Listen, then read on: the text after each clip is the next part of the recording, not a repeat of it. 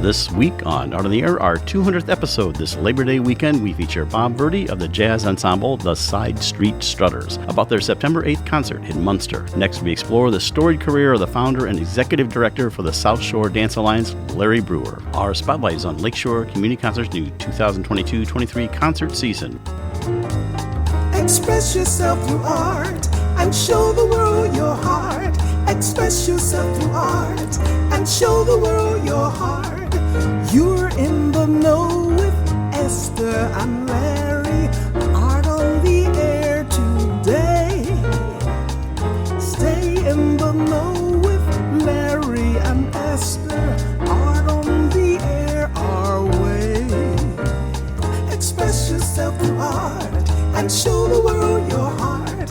Express yourself through art and show the world your heart.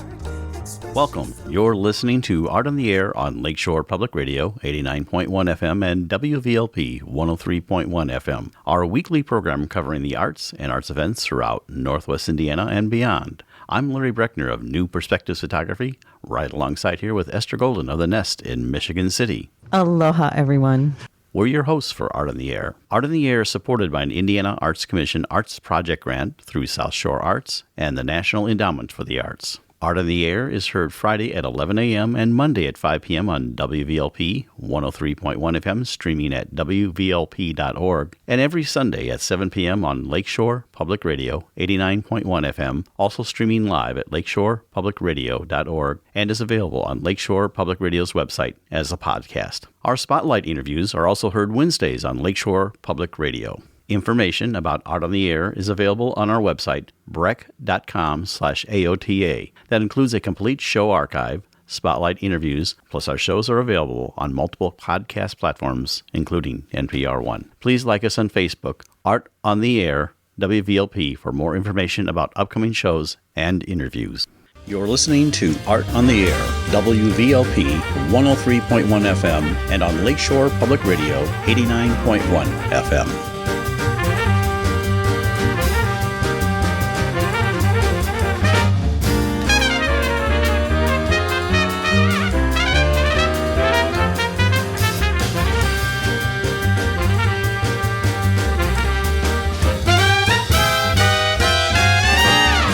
That was an enticing bit of Jumping at the Woodside by our Art on the Air guest, Robert Verdi.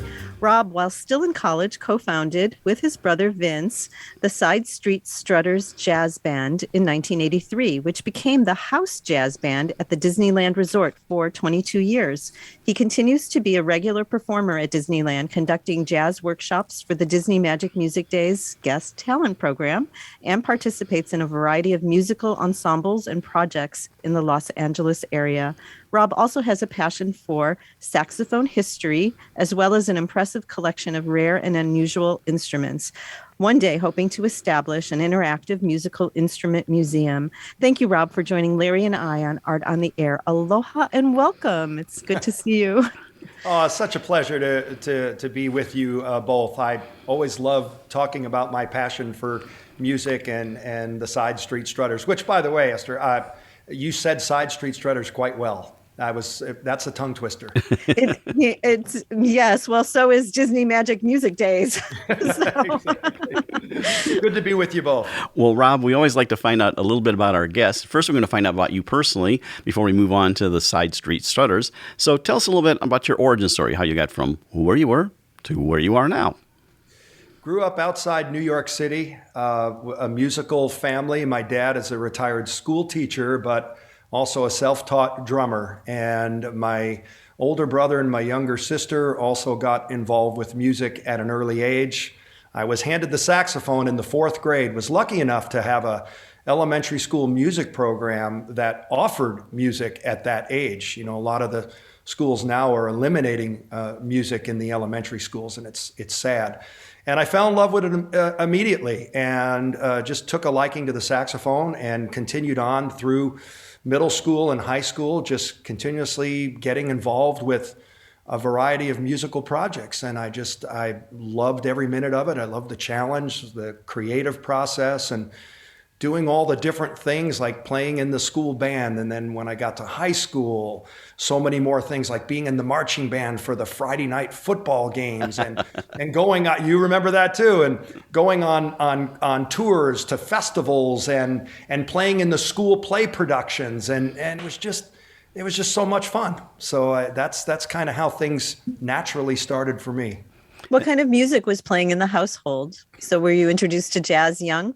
I was introduced to jazz young. Yes, my dad and a couple of the other guys in his band. I remember this, Esther.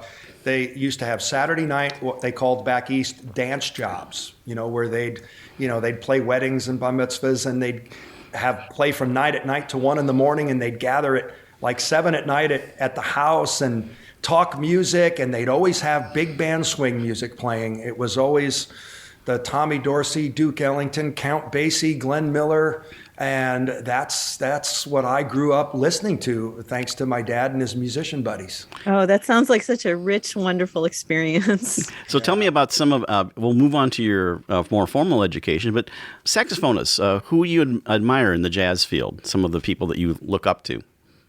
I think going back to my roots that we just spoke of, it was more traditional jazz as opposed to some more of the avant-garde, modern artists that are out there. So it was the Dexter Gordons and the Sonny Stitts and I'm drawing a blank on the real Ben Webster and people like that caught my ear at an early age. And then as I got older, I would say probably the biggest influence was an amazing talent by the name of Michael Brecker. And it's funny, not a lot of people know him, but they've heard him because he's been on hundreds of pop recordings and things like that, in addition to having created some amazing jazz projects. Yeah, I know my saxophones I like are for Pepper Adams. Pepper Adams, and Yeah. of course Stan Getz. Stan Getz, that was one of the names that I couldn't remember because we do one of the songs that we sometimes do in concert is "The Girl from Ipanema." Oh yes, and I've got the sound, that airy, breathy sound of Stan Getz always running through my head, and I sometimes try to emulate it as best I can. And also another creative, very lyrical player, Paul Desmond. I sometimes do Take 5 on the alto sax, and I think of just how he and, of course, Dave Brubeck, how they collaborated on some wonderful music. So tell us about your formal education. You did this in school, you did marching band, you did all that, and of course your dad was playing in the dance bands on the weekend, but tell us how you got to where you got for your formal education. Yeah, one of my influences throughout my life, even starting in the 4th grade, was Eddie Herco, and he was my dad's best friend to this day, and he was the sax player in my dad's quartet, and I got to take private lessons every week from Eddie. He was also my middle school band director, and so I was really ahead of the curve. I was really fortunate to have that one-on-one opportunity, and I kind of really gravitated to accomplishing things that way with the one-on-one, and that kind of launched me to say, hey, I want to do this for a living. So then I moved from the East Coast and studied saxophone at Arizona State University. And but with a focus on education, because I always had a passion for teaching as well. Did Arizona have a particularly wonderful music department? Why did you choose Arizona? Yeah, it had a strong music program with a great climate and a good feel. I went out there my junior year of high school, and I liked the vibe there. I mean, they weren't a high-end music school like Juilliard or some of the other ones, but it had enough of a variety of a good offering. As well as a nice variety with the education side as well. And also, I will admit, I did apply for a scholarship, and I was lucky enough to get a full tuition scholarship, which for an out-of-state person really helped my folks financially. Yeah, it's just so interesting how those kind of circumstances, led to put you in proximity to winding up at Disneyland too, you know? Yeah, absolutely. So here I go cross country to Arizona State, and my older brother. Here was another influence. My older brother also went to Arizona State, but he was not a music major. He was industrial arts, which is what my dad taught. So there was a little bit of my dad's influence on my older brother with. Being a shop teacher, remember that term when they used to have woodworking and the practical things like I love teaching you how shop to class. change your tires and change the oil in your car and all that, you know. I love that class. Yeah, so it was a great education there, and then I don't know if you want to segue in, but while I was in college, that's when Vince and I and another good friend named Joey Sellers formed the Side Street Strutters Jazz Band. Excellent. And so you were performing while you were in college as the Side Street Strutters, and then maybe go ahead and tell us a little bit about the onward development. You graduate and, well, what career-wise you do while you're doing Side Street Strutters. So actually, just to go back a bit, while we were in college, there was a program I heard about by the Walt Disney Company called the All-American College Band. And it was a summer program offered at Disneyland in Anaheim and Disney World in Orlando. Highly competitive, open for anyone enrolled in a college or university setting. And I auditioned, and I was fortunate enough to make it. And I spent the summer in Orlando with this program where we had professional clinicians come in and work with us for a couple of hours. Then we would do an evening concert with that professional clinician, and then at half the day we would perform in the park. And it was an eye-opening experience. I was with some of the best musicians in college from around the country, and it completely influenced me. And I saw what Disney was offering entertainment-wise, and there was a Dixieland band down there that just blew me away. And I said, I want to form a band like that. And I got back from that summer experience, and my brother and I then formed Side Street while I was still in college. My brother's a little older and he graduated.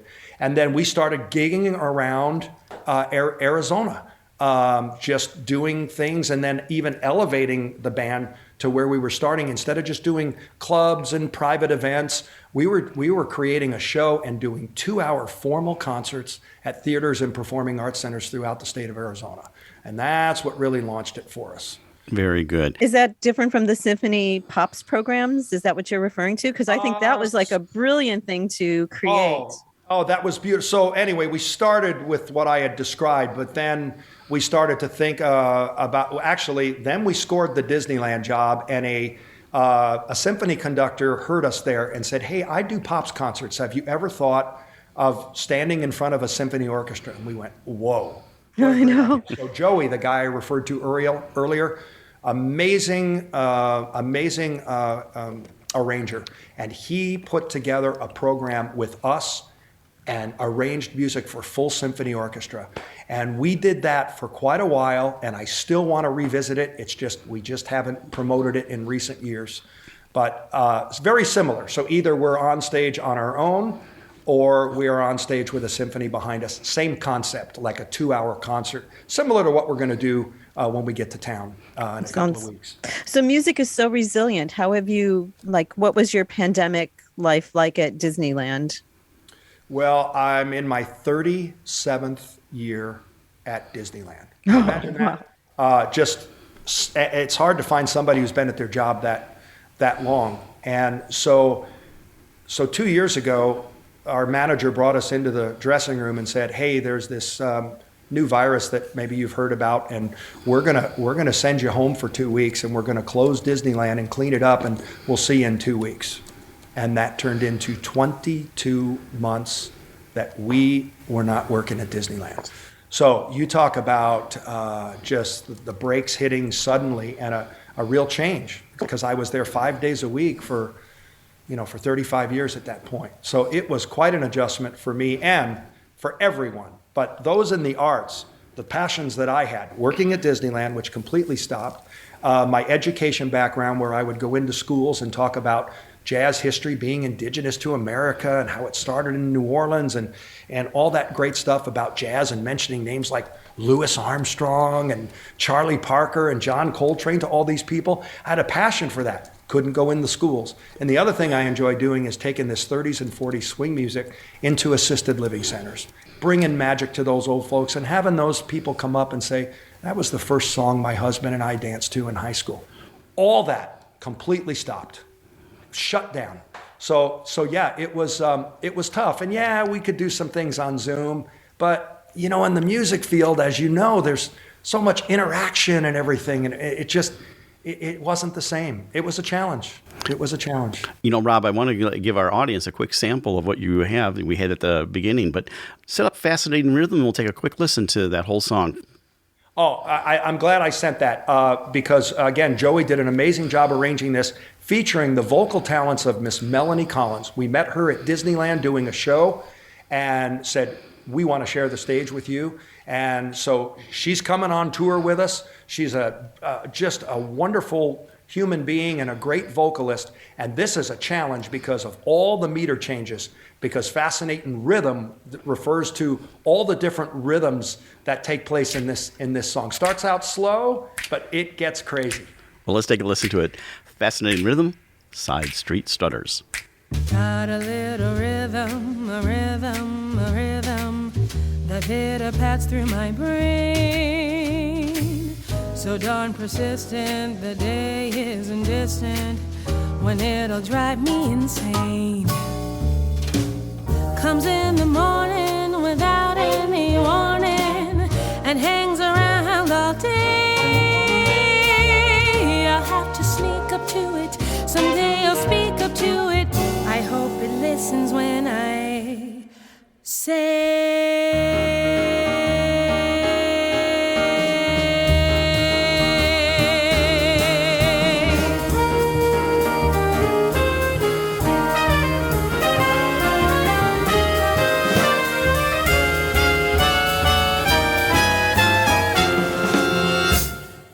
Fascinating rhythm, you got me on the go. Fascinating rhythm, I'm all the quiver. What a mess you're making, the neighbors want to know why I'm always shaking just like a flivver. Each morning I get up with the sun to find at night no work has been done. I know that once it didn't matter, but now you're doing wrong when you start to patter. I'm so unhappy, want to take a day off, decide to run along somewhere far away off and make it snappy. Oh, how I long to be the girl I used to be. Fascinating rhythm, I want you to stop picking on me.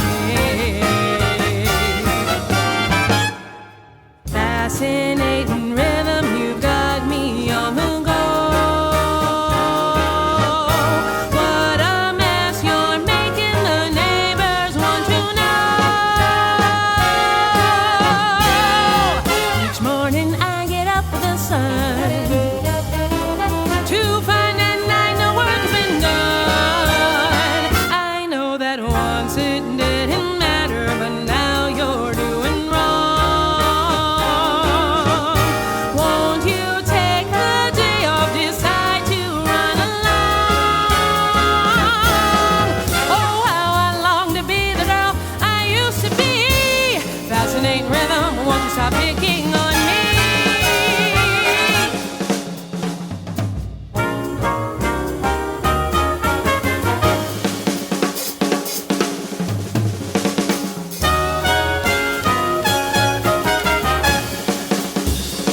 Bye, bye, bye, oh, how I long to be the girl I used to be. Fascinating rhythm, fascinating rhythm. Fascinating rhythm. Stop picking on me.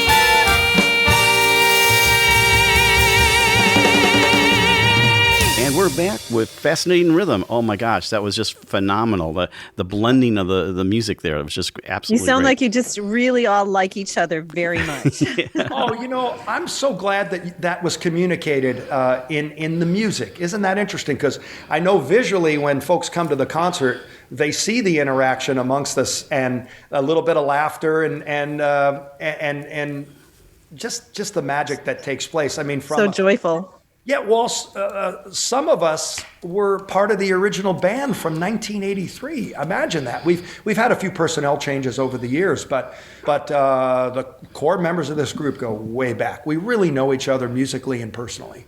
So what's in your future? You're doing tour with live entertainment, which, of course, for everyone, Munster Auditorium was my old stomping grounds for 18 years. But tell us a little bit about your tour schedule. I want to interject something really quick. So, I read that you've toured 49 states, but never Vermont. Yeah. So is Vermont on your... on your go-to? Do you have any contacts? Do you know anybody? No, once again, Vermont is not. You'd think Hawaii or Alaska, but no, we got there. And we've even been over to Europe a few times and great countries in Europe. Years live on stage. They're Nashville based. They're amazing. And they provide entertainment at a couple hundred venues throughout the country. And it's highly competitive, but about every 4 or 5 years, they bring us back on the roster. And I didn't total up how many towns we're visiting this year. Everything's just getting going post-COVID. A lot of these associations have struggled to keep their membership up because, they haven't been able to present anything the last couple of years. But yeah, we're going to be in the Midwest. We're going to be doing some things down along the, Virginia, Carolinas, and Georgia. We're going to be doing some things in North and South Dakota, Arizona, and locally close to us in California. And again, it's just having the opportunity of doing about a 2-hour show in a formal concert setting. Where folks come at like at the high school, where they're going to sit. And it's a captive audience, and it's great. We can just do what we love and entertain them. And sure, these concert associations are also in your target market, too, for the music that you're doing. I bet you they absolutely love that. So, well, yeah, it definitely, I think the core membership are older folks that I think would embrace a lot of the music that we're doing. But here's what's really cool about Strutters, as you could tell from Fascinating Rhythm, and I think you played Jumpin' at the Woodside. It's certainly not traditional jazz per se. We're maybe playing songs that they might recognize, but there's definitely a little more of a contemporary twist to it in the style and the voicings of the horns and how we approach the music too. A refreshing twist, I'd like to hope that folks No, I'm sure it's just the evolution of when you're playing together for such a long time, you grow together too. So well put. Yes. Excellent. Well, we have about a little more than a minute left, so we want to talk about how people can find you, online, everything like that, contact information, and anyone's interested in booking you for a concert. And then we'll talk about the date coming up here in Munster, just very quick here. Oh, well, we're at sidestreetstrutters.com. I'll admit we've got, we get a little lax about keeping it current, but folks can certainly reach us there. But the important thing is they're going to be able to catch us live. And what is it, September 8th? September 8th, 7 p.m. at Munster Auditorium, and that's the Lakeshore Community Concerts. And, of course, you can find out information at lakeshorecommunityconcerts.org. And, of course, they're the kickoff for the whole season, so you're the first one on the runway. Oh, that's great. These folks at Lakeshore Community Concerts, they have such a passion for bringing arts into the community. They're volunteers. They work so hard, and my hat's off to them. And we just can't wait to just open up this season with a bang. Well, we're looking forward to having you back in Northwest Indiana. That's Rob Verdi of the Side Street Strutters. They'll be, again, September 8th, 7 p.m., Lakeshore Community Concert at Munster Auditorium. That's at Munster High School. And find out ticket information at lakeshoreconcerts.org. Rob, thank you so much for sharing your story here on Art on the Air. Yeah, such a pleasure. Thank you. And thank you for having me, and thank you so much for your support of the arts. That means a lot to me. Thank you, Rob. Thank you. All righty. Bye now. At last,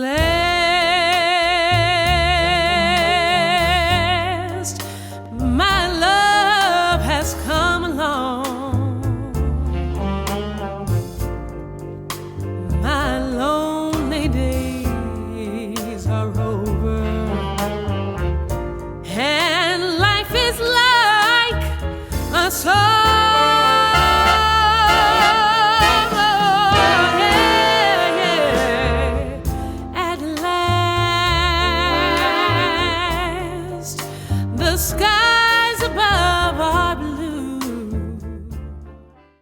like to welcome back to Art in the Air Spotlight from the Lakeshore Community Concerts, Carolyn Bochardt. She's the president of it, and they have a whole brand new 2022-23 season. And you just heard in our Spotlight segment, the Side Street Strutters, which are the first one on September 8th, but they have a whole bunch of things coming on the calendar. Carolyn, welcome back to Art in the Air Spotlight. Welcome, thank you. Carolyn. Thank you, Esther. Thank you, Larry. I appreciate being able to be on your show. You have Very another nice of you. jam-packed season of fun. I mean, congratulations. I think our board did a fantastic job of choosing the concerts for this season. We have, oh my gosh, well, you know the Side Street Strutters because you just heard them, and that's September 8th at 7 p.m. And then our second concert is Atlantic City Boys, and they're on October 17th at 7 p.m. And they are kind of like the Drifters and the Four Seasons. Unlike the Jersey Boys, every single one of the men has a solo or sings, lead song. But we're excited about them because they sing the type of song that we all grew up with and love. Then we have another dynamic childhood favorite of mine. We have Sail On November 14th, and they do a tribute to the Beach Boys. And you know how much we love to sing along with the Beach Boys songs. So especially in November, a little bit of sunshine will be welcome. Definitely. Then we go into the new year, 2023, January 30th, with the Everly set. And they are doing, obviously, the Everly Brothers music. We watched them, and they're very, very talented. Oh, my goodness. They have a combination, like a 3-decade span between the two men who are the Everly set. So they're like, one of them is a baby boomer and one of them is a millennial, and they seem to get along really, really well. And they produce great music. So it's wonderful. Then on February 11th in 2023, we have a pianist, Judy Carmichael. And Judy is considered one of the leading interpreters of the stride and swing piano. As a matter of fact, Count Basie gave her the nickname of Stride because she was so talented at the technically, physically challenges of jazz piano style. So that will appeal to all of our people who are thrilled with pianists. And we end up our season with the Divas 3 in March on the 17th, St. Patty's Day, no relation. These three singers are doing the greatest hits of the greatest divas in history. And they span like 4 decades of divas and divas songs from the 60s to the 90s. So our season is looking like it's going to be tremendous. And our price is $30 for a single ticket and $75 for a season ticket, which is all 6 shows. And that's a wonderful bargain. Oh my God, like 12 plus per concert. And if you want to add on a family, you can add $15 and then you can bring any members, all the members of your family in. So that's even a better deal. Tickets are still available, even though we're getting close to our first concert, because you can just show up at the door on September 8th and you can buy a season ticket there. You can use cash, check, charge. Any of those things are accepted. And we're at the Munster High School, which is 8808 Columbia Avenue in Munster, which is not only free parking, but handicap accessible. So that's a deal. And we have to put out a shout out to Ray Palaz and his student crew because they are dynamic. I mean, they are outstanding. He does such a good job with all of them. We can't praise them enough, actually. You can go on our website if you would like to see and read about all of our concerts. It's lakeshoreconcerts.org. You can get a description of all of them. You can buy a subscription on there, but at this point in time, you're better off showing up on the 8th at the high school and just purchasing your ticket then. Yeah, I would also encourage everybody to look on your website because you have video clips of everybody, and that's such dynamic marketing. Right. You get a good taste of what their talents are. We have a couple minutes left, and I know the process, but maybe describe for our audience how you work with live on stage and the good old dear Laura Anderson and everything, but the process about picking your season real quick. Well, as a matter of fact, we just did that for the 23-24 season on August 13th. This year it was a virtual conference, but we bought a $20 registration fee. They did it virtually online. We watched 21 different acts, and then the board and I each came up with like 10 picks, and then they sent their picks to me, and I tallied everything. And then the top 10 I sent to our representative with Live on Stage, who's Melanie Bliss. And then we will, on September 19th, we're having our booking meeting where we will narrow those 10 down to the 6 that we're going to book for the 23-24 season. Okay, so it's a big process actually to get this done, but it's a lot of fun to get to see all these acts. And I'll tell you, Live on Stage is terrific to work with. Yeah, I know from firsthand when I was doing that with them. They are great people. Laura Anderson's just absolutely wonderful to work with and everything. Yeah. Well, we only have about 30 seconds left here, so real quick, why don't you hit the website and how they contacted, and of course your first concert September 8th at 7 p.m., but really quick, tell us how they can get in touch or get tickets. Best bet is to show up at Munster High School on September 8th and purchase your ticket there. Or you can go to our website, lakeshoreconcerts.org, and you can buy a ticket there. You use PayPal, or you can put your charge card in. Gosh, I'm just hoping we get a lot of people who are coming, and I get to meet some new people when I see them at the first concert. It's going to be great. Well, we appreciate you coming on Art in the Air Spotlight. That's Carolyn Bochardt, president of the Lakeshore Community Concerts. First concert, September 8th, Side Street Strutters. Thank you so much for coming on Art on the Air Spotlight. Have a great season. You too, and thank you very much for having me on your show. This is Pledge Week for your public radio station. And Art on the Air encourages our loyal listeners to support this station by making a monthly sustaining pledge so we may continue to bring you this great program. You're listening to Art on the Air, WVLP 103.1 FM, and on Lakeshore Public Radio 89.1 FM. And as a reminder, if you'd like to have your event on Art on the Air Spotlight or have a longer feature interview, email us at aota@brech.com. That's aota@brech.com. We are pleased to welcome Larry Brewer to Art on the Air. Larry is the executive director and founder of the South Shore Dance Alliance, a premier performing dance company and studio located in Northwest Indiana.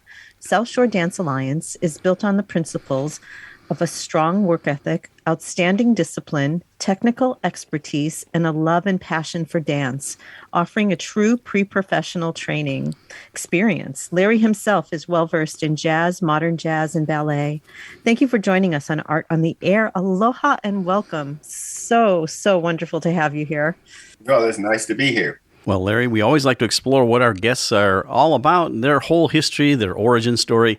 So we want to tell us about yourself. Tell us how you got from where you were to where you are now. Well, I guess I've always been dancing from the time, my earliest memory is dancing in my great aunt's living room for company. Me and my sister, we'd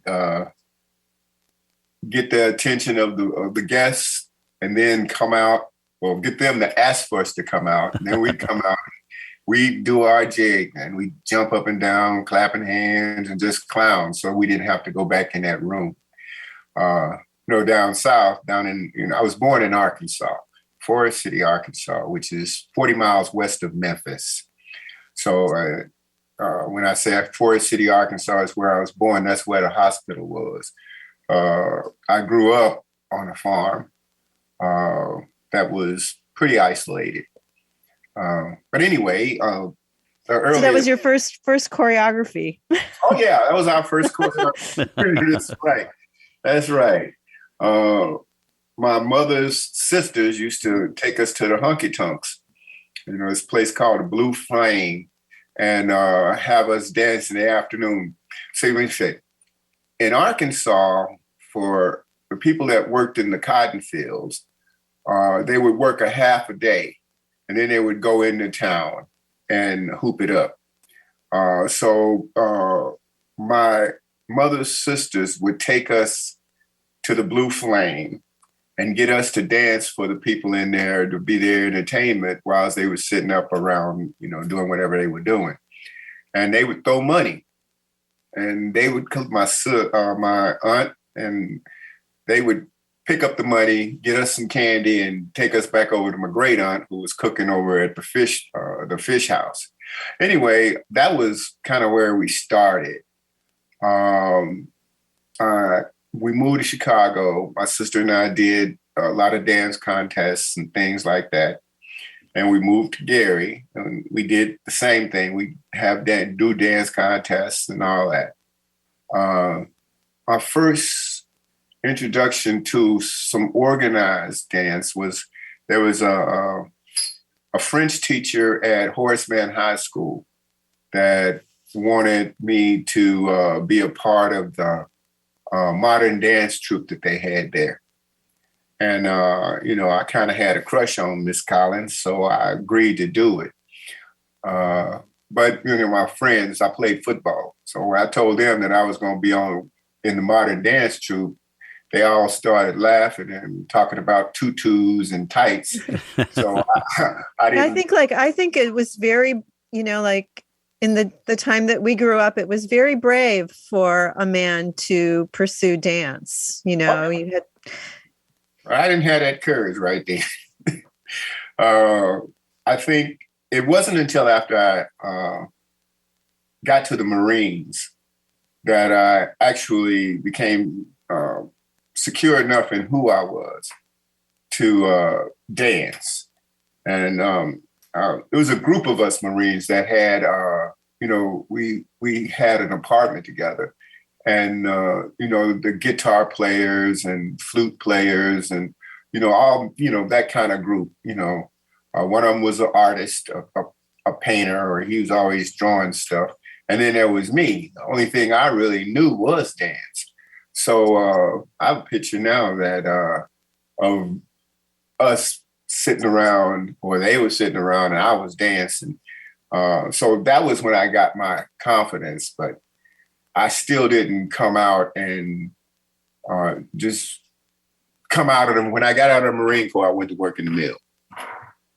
And so then I went to IU Northwest because the mill didn't really set with me. And I did this adult non-degree program in order to qualify to get in because I had dropped out of high school. I graduated from high school in Okinawa, Japan, Kubasaki High School, which was a U.S. dependent high school, on Kadena Air Force Base. So it was while I was in at IUN that I was working for Manpower, Gary Manpower, in their public relations office. So I was a journalism major. So this is I'm all over the place, right? A mill worker, Marine, and now I'm studying journalism at IU, and I'm working in a public relations office. And it was at that place that somebody came and asked me if I would participate in a play. They were having a hard time finding men that dance. And I had a friend named Nadine Stevens who had noticed that I was always dancing around the office. And she can tell this story better than I can. It's like I saw Ben Vereen on, I think he was on NBC. He had a special which went into a regular series, but his special, he just blew me away. I took that thing and I was just trying to do the steps that he did around the office. And Nadine was like, I guess she was tired of me dancing in the office and tried to get me someplace else to dance. So it was there, this guy who was producing the play, and the play was Maine, Auntie Maine. So he asked if I'd audition for it, and I, agreed, and I went down there. And when I got there, I decided that I didn't want to be a dancer. I wanted to be an actor. I was hoping to get a lead part.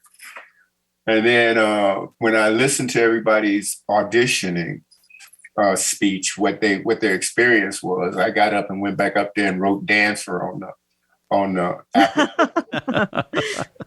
so that was that. And then when we was auditioning, I know someone you might know, Al Boswell was the director. This guy, Philip Morris, was the choreographer. And the master of music was Joe Ware. The two musicians that were there were three: Joe Ware, Garrett Cope, and Lanny Turner. And so Garrett Cope and Lanny Turner, and Joe Ware died a while ago, but they're still around and doing their thing. As we all are.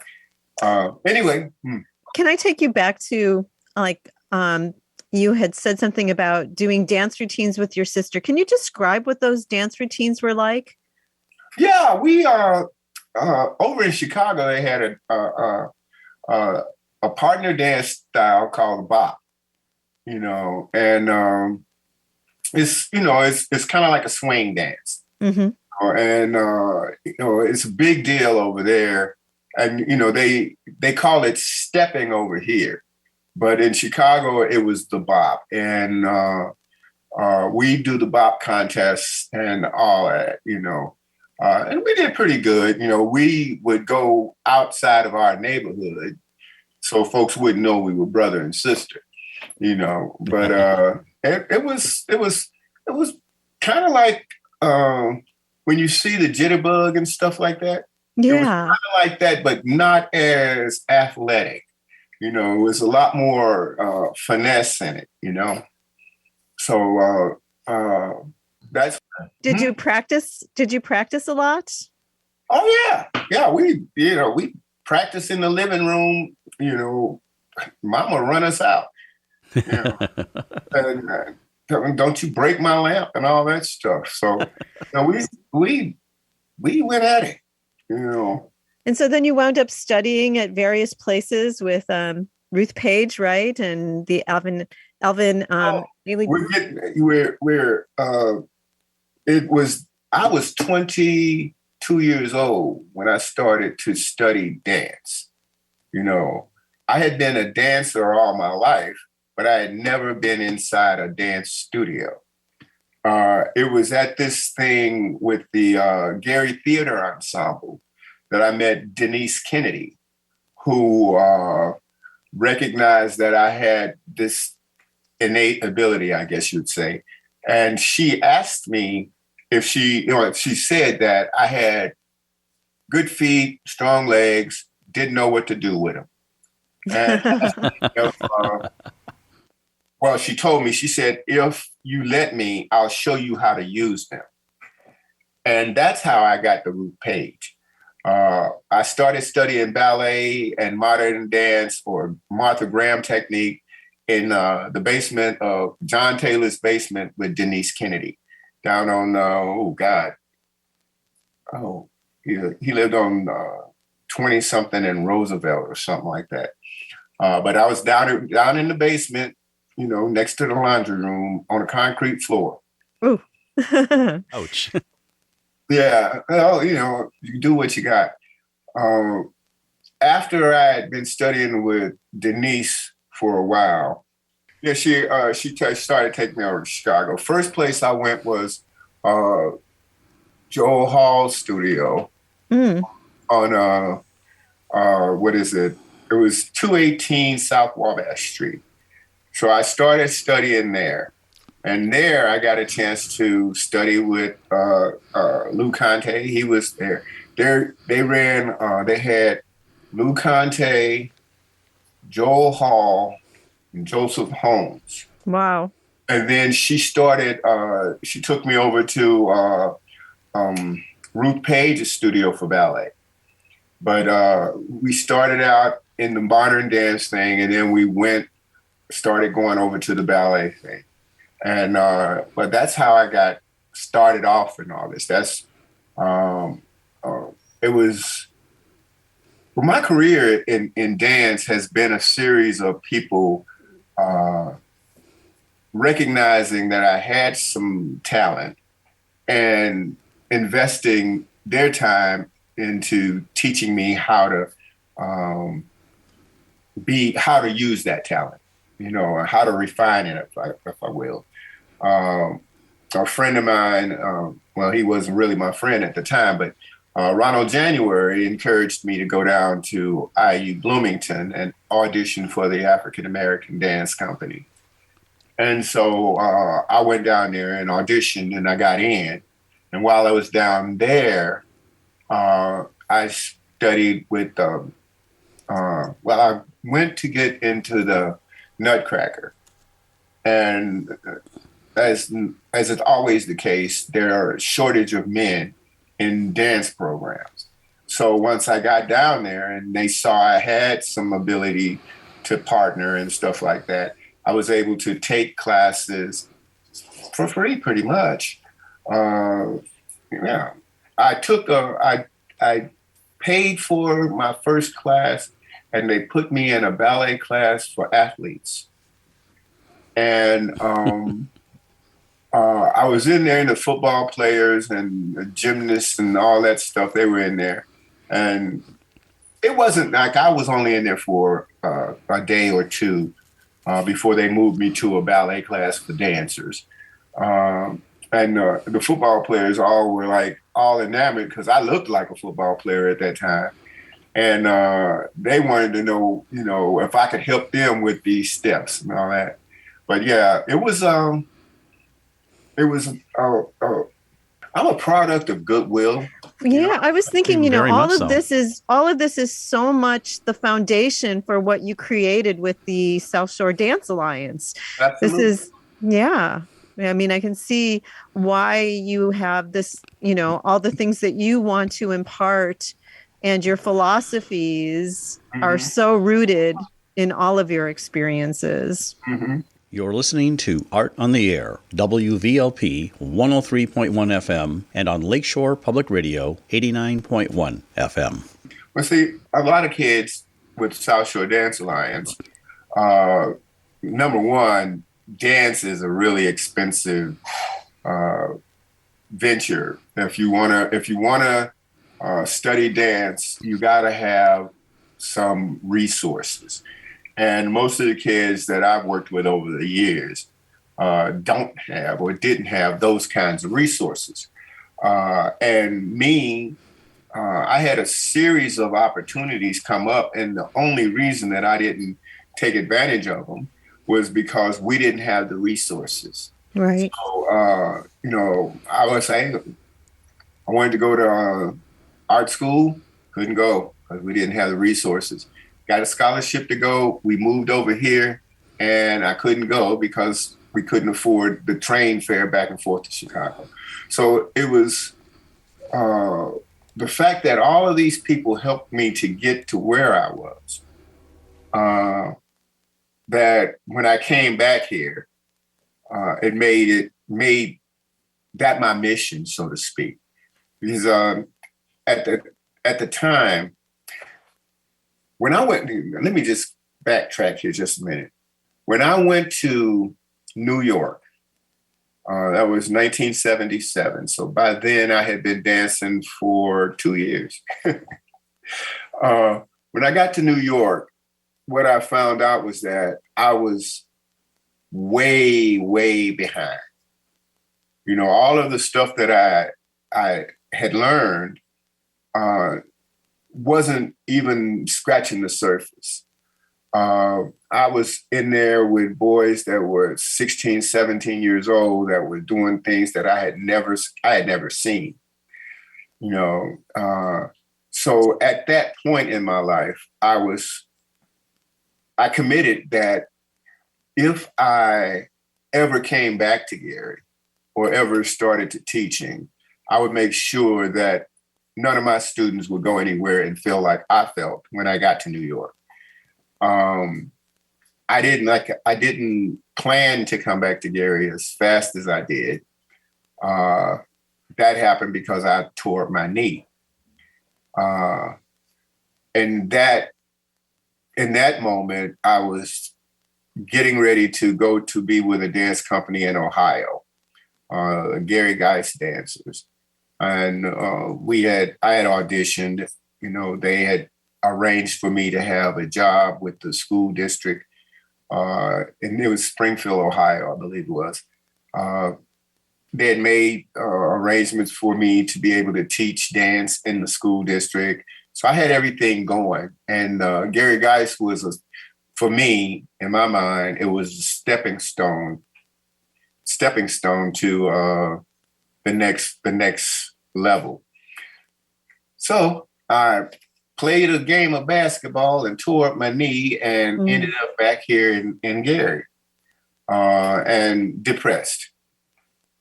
So I'm going to fast forward here. I did a lot of other work, but the job at Emerson School for Visual and Performing Arts came up. And I went and got that.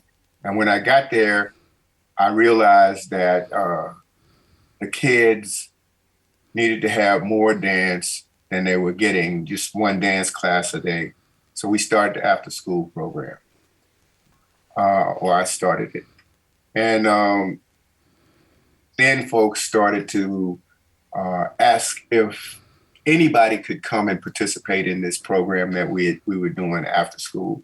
And so we moved out of the school and found a place to dance. And I guess the rest is kind of history. We won a lot of championships. We produced a number of kids that have gone on to be professional dancers. And Alvin Ailey, Block Agency, you got New York, background dancers, cruise lines, and all that stuff. So we have a lot of people that are working dancers. And this pandemic actually caused me to rethink what I was doing, actually.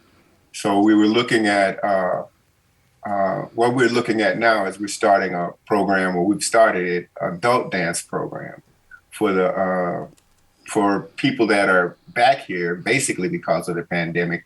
But we wanted folks you've been dancing all your life, and all of a sudden it stopped, and now you don't know where to go. You can come see us.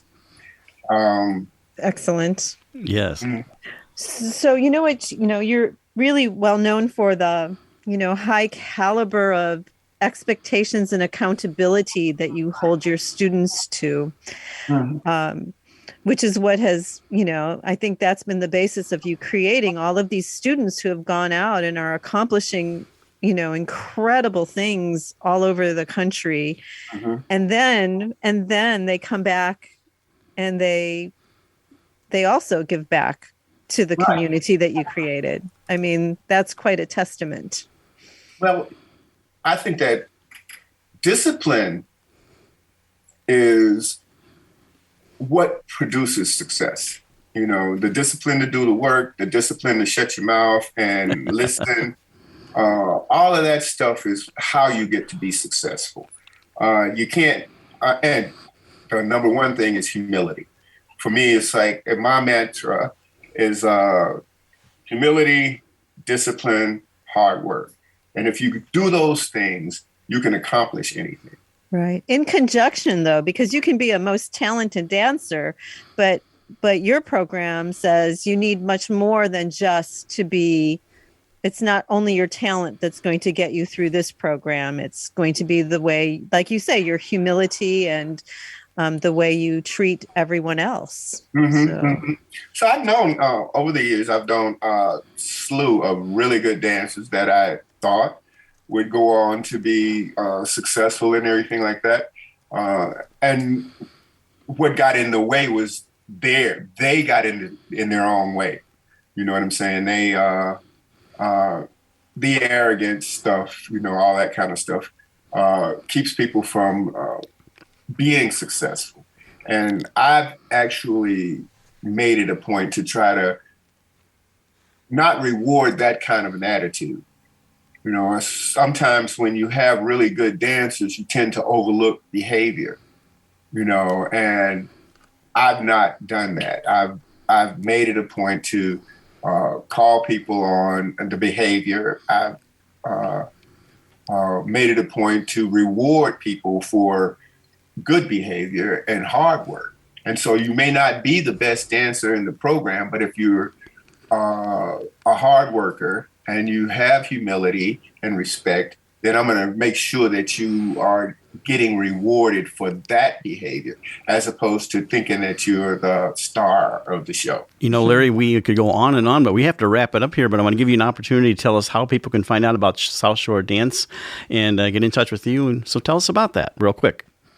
Well, you can get in touch with me on my cell, because it's hooked to the phone there. Is 219-614-5458. Or you can go to our website, southshoredance.org, and my information is on that website. So I'm here. Well, and you were here with us. So we so appreciate you coming on Art in the Air, Larry. That's Larry Brewer, South Shore Dance. And you can find out southshoredance.org. He's also on Facebook and located, I think, in Griffith, correct? That's where your studio is? In Griffith. Oh. One more thing. If you're an adult dancer and you want to dance, come talk to me. Come to our website. I'm looking for adults that dance. Thanks again, Larry. Appreciate you coming on the show. Continued success. Thank you. Thank you. Thank you for having me. We'd like to thank our guest this week on Art on the Air, our weekly program covering the arts and arts events throughout Northwest Indiana and beyond. Art on the Air is heard Friday at 11 a.m. and Monday at 5 p.m. on WVLP 103.1 FM, streaming live at WVLP.org, and every Sunday at 7 p.m. on Lakeshore Public Radio 89.1 FM, also streaming live at lakeshorepublicradio.org, and is available on Lakeshore Public Radio's website as a podcast. Our Spotlight interviews are also heard every Wednesday on Lakeshore Public Radio. Thanks to Tom Maloney, Vice President of Radio Operations for Lakeshore Public Radio, and Greg Kovach, WVLP's station manager. Our theme music is by Billy Foster with a vocal by Renee Foster. Art in the Air is supported by an Indiana Arts Commission Arts Project Grant through South Shore Arts and the National Endowment for the Arts. We would like to thank our current supporters and underwriters, which include Regional Art Patron Mary Levan and Walt Breidinger of Paragon Investments. So we may continue to bring you Art on the Air. We rely on you, our listeners and underwriters, for ongoing financial support. If you're looking to support Art on the Air, we have information on our website at breck.com/AOTA, where you can find out how to become a supporter or underwriter of our program in whatever amount you are able. And like I say every week, don't give till it hurts. Give till it feels good. You'll feel so good about supporting Art on the Air. If you're interested in being a guest or sending us information about your arts-related event or exhibit, please email us at aota@breck.com. That's aota@breck.com, or contact us through our Facebook page. Your hosts were Larry Breckner and Esther Golden, and we invite you back next week for another episode of Art on the Air. Aloha, everyone. Have a splendid week. Express yourself through art and show the world your heart. Express yourself through art and show the world your heart. You're in the know with Esther and Larry. Art on the air today. Stay in the know with Larry and Esther. Art on the air our way. Express yourself through art and show the world your heart. Express yourself through art and show the world